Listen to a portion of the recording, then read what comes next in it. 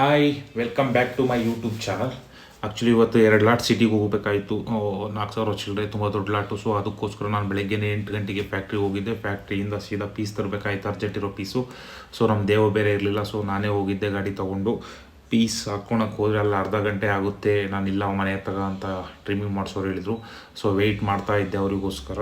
Weight ಮಾಡಿ ಸಾಕಾಗಾಯಿತು. So ನಾನೇನು ಮಾಡಿದೆ, ಮೇಲೋಗಿ ನಾನೇ ನೋಡಿದಾಗ ಅವ್ರು ಆ್ಯಕ್ಚುಲಿ ಅಲ್ಲೇ ಇದ್ದರು. ಕಾಮಿಡಿ, ಅಲ್ಲೇ ಇದ್ದರು.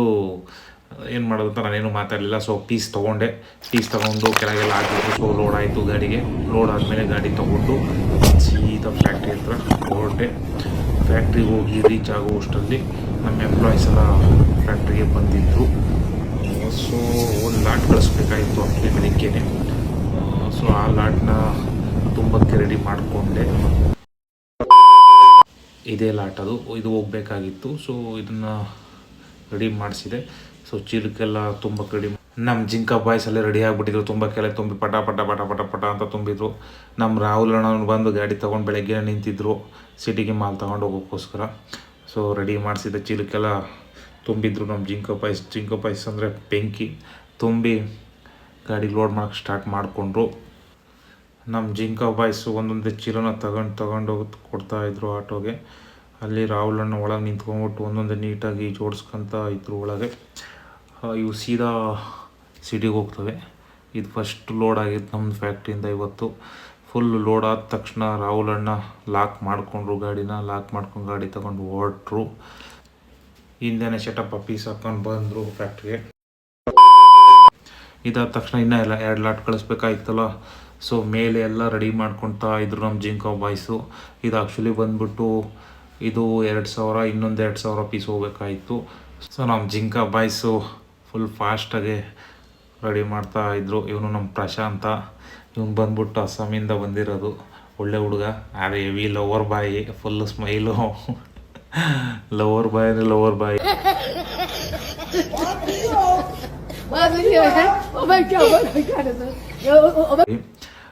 ಈ ಲಾಟು ತುಂಬ ಎಮರ್ಜೆನ್ಸಿ ಅಂದರೆ ಅರ್ಜೆಂಟ್ ಇತ್ತು, ಹೋಗಲೇಬೇಕಿತ್ತು ಇವತ್ತು. ಇದೊಂದು ಲಾಟು ಪ್ಲಸ್ ಇನ್ನೊಂದು ಲಾಟ್ ಇದೆ.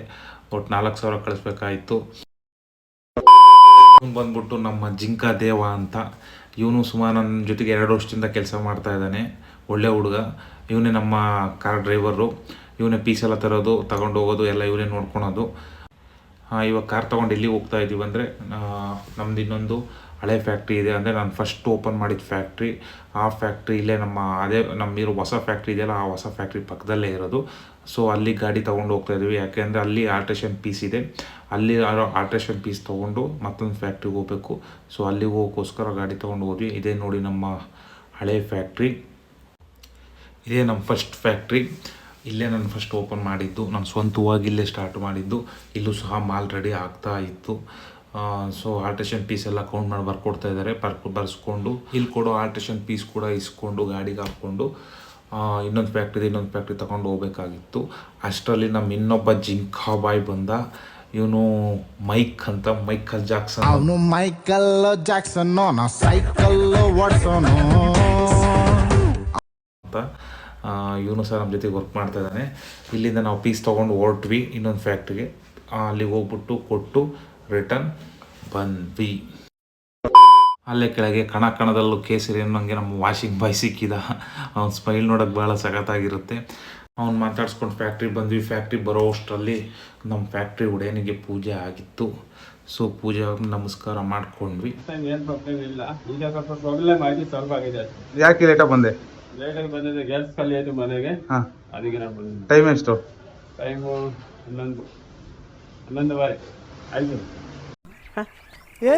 ಇವನ್ ಯಾವನ ಸೆಡೆ ನನ್ನ ಮಗ. ಇವನ ಹೆಸರು ಶಾಹಿದ್ ಅಂತ. ನಾವು ಪ್ರೀತಿಯಿಂದ ಗಶ ಅಂತ ಕರಿತೀವಿ. ಆ್ಯಕ್ಚುಲಿ ಇವತ್ತು ಇವನು ಲೇಟಾಗಿ ಬಂದಿದ್ದ. ತುಂಬ ಲೇಟ್ ಅಂದರೆ 11:30 12 ಗಂಟೆ ಟೈಮಲ್ಲೇನೋ ಬಂದಿದ್ದ. ಸೊ ಯಾಕೆ ಲೇಟಾಗಿ ಬಂದಿದ್ದ ಅಂತ ನಿಲ್ಸ್ಕೊಂಡು ಕೇಳ್ತಾ ಇದ್ದೆ. ಅಷ್ಟರಲ್ಲಿ ನಮ್ಮ ಸಂಜು ಭಾಯ್ ಬಂದಿದ್ದರು. ಇದು ಸಂಜು ಭಾಯ್ ಅವರ ಗಾಡಿ. ತುಂಬ ಪ್ರೀತಿ ಮಾಡ್ತಾನೆ ಅವ್ರ ಗಾಡಿನ. ಸೊ ಅವನು ಫ್ಯಾಕ್ಟ್ರಿ ಮುಂದೆ ಮೇನ್ ಗೇಟ್ ಮುಂದೆ ನಿಲ್ಲಿಸಿದ್ದ. ಸೊ ನಾನು ಹೇಳಿದೆ ಲೋಡಿಂಗ್ ಪಾಯಿಂಟಿಗೆ ನಿಲ್ಲಿಸೋಣ ಅಂತ. ಸೊ ಲೋಡಿಂಗ್ ಪಾಯಿಂಟಿಗೆ ತಗೊಂಬಂದು ಗಾಡಿ ನಿಲ್ಲಿಸ್ತಾ. ನಮ್ಮ ಜಿಂಕಾ ಬಾಯ್ಸಿಗೆ ಗಾಡಿ ಬಂದಿದ್ದೆ ಕಂಡ್ರು ಸಂಜು ಅಣ್ಣಂದು ಒಂದೇ. ಸೊ ಆಲ್ರೆಡಿ ನಾವು ಪೀಸ್ ರೆಡಿ ಮಾಡಿ ಇಕ್ಕಿದ್ವಿ. ಇದು ನಮ್ಮ ಫ್ಯಾಕ್ಟ್ರಿಯಿಂದ ಹೋಗ್ತಿರೋ ಇವತ್ತಿನ 2ನೇ ಲೋಡು. ಸೊ ಹುಡುಗರೆಲ್ಲ ಪೀಸ್ನ ಒಳಗಿಂದ ತುಂಬಿದ ಪೀಸ್ನೆಲ್ಲ ತಗೊಂಬಂದು ಕೊಡ್ತಾಯಿದ್ರು. ನಾನು ಇಳಿಸಿ ಕೊಟ್ಟೆ ಸಂಜು ಅಣ್ಣಗೆ. ಸಂಜು ಅಣ್ಣ ಫುಲ್ಲು ಖುಷಿ ಆಗ್ಬಿಟ್ಟಿದ್ದ. ಯಾಕೆ ಅಂದರೆ ಇವತ್ತು ಅವ್ರು ಹುಡುಗಿ ಮಾತಾಡ್ಸಿದ್ಲಂತೆ, ಅದಕ್ಕೋಸ್ಕರ ಯಾವಾಗ ಬಂದರೂ ತುಂಬ ಬೇಜಾರಲ್ಲೇ ಇರ್ತಾನೆ ಸಂಜು ಅಣ್ಣ. ಆಮೇಲೆ ಅವನು ಆಟೋ ಮೇಲೆ ಬೇರೆ ಆಟೋ ವೀಲ್ ಮೇಲೆ ಏನೋ ಬರ್ಸ್ಬಿಟ್ಟಿದ್ದಾನೆ ಹುಡುಗಿ ಬಗ್ಗೆ, ಲವ್ ಸ್ಟೋರಿ ಬಗ್ಗೆ. ಅದನ್ನೇ ಹೇಳ್ತಾ ಇದ್ದ, ಅಣ್ಣ ಹಿಂಗೆ ಬರ್ಸಿದ್ದೀನಿ ನೋಡು ಅಂತ. ಆಮೇಲೆ ಅವ್ನು ತುಂಬ ಲವರ್ ಬಾಯ್ ಅಂದರೆ ಲವರ್ ಬಾಯ್, ನಮ್ಮ ಪ್ರಶಾಂತ್ಗಿಂತ lover boy.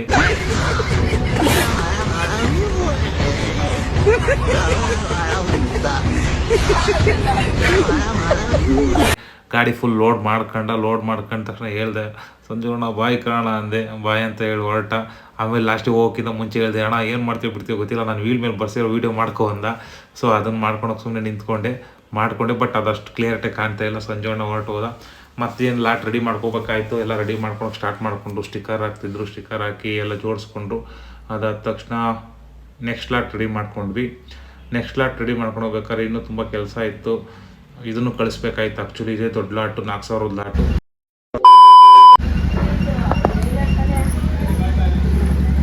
Tata, see you, ಬಾಯ್.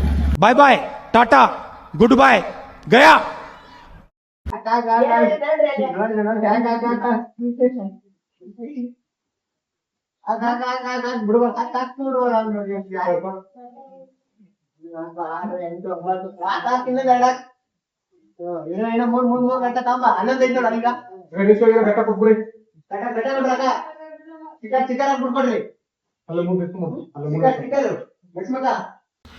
ನಮ್ಮ ಜಿಂಕ ಬಾಯ್ಸು ಫುಲ್ಲು ತುಂಬಿ ಬಾಕ್ಸಿಗೆಲ್ಲ 22-23 ಬಾಕ್ಸ್ ತುಂಬಿ ಅದಕ್ಕೆ ಟೇಪ್ ಎಲ್ಲ ಹೊಡೆದ್ರು. ಟೇಪ್ ಹೊಡೆದ್ಮೇಲೆ ನಾನು ಎಲ್ಲ ಬಾಕ್ಸ್ ಮೇಲೆ ಬರೆದೆ. ಅದು ಬರೆದ ತಕ್ಷಣ ಮುಗೀತು. ಅಲ್ಲಿಂದ ಗಾಡಿ ಬಂತು, ಲೋಡ್ ಮಾಡಿ ಈ ಕಡೆ ಫ್ಯಾಕ್ಟ್ರಿ ಹತ್ರ ಬಂದೆ.